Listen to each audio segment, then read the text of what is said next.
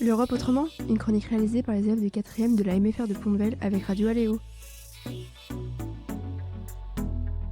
Aujourd'hui, on voyage en Europe. Direction une île vraiment pas comme les autres. Une île où il n'y a presque pas de voitures. Oui, ici pas de bouchons ni de klaxons. Bienvenue sur l'île d'Hydra, en Grèce. Il faut environ 1h30 depuis Athènes pour se rendre sur l'île d'Hydra. Elle est située en mer Égée. Et vous pouvez y découvrir l'un des plus beaux ports de la Méditerranée. Hydra, c'est un peu comme une montagne qui sort de l'eau. On se croirait dans une carte postale. À quoi ça ressemble ?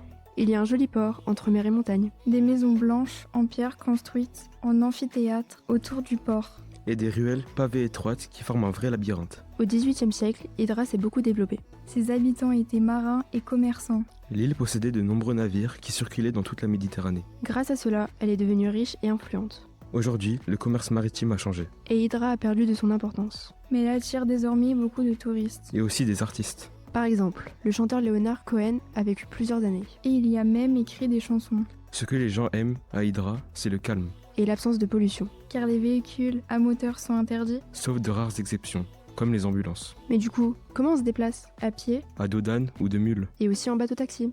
Mais pourquoi avoir interdit les voitures ? Pour préserver le calme de l'île. Et protéger son patrimoine et ses paysages. Il y a beaucoup d'habitants. Aujourd'hui, environ 2000 personnes y vivent toute l'année. Mais l'été, la population augmente beaucoup. Car c'est une destination très appréciée des touristes. On vient ici pour se détendre. Et prendre le temps de vivre. Une île où on ralentit. Ça fait du bien.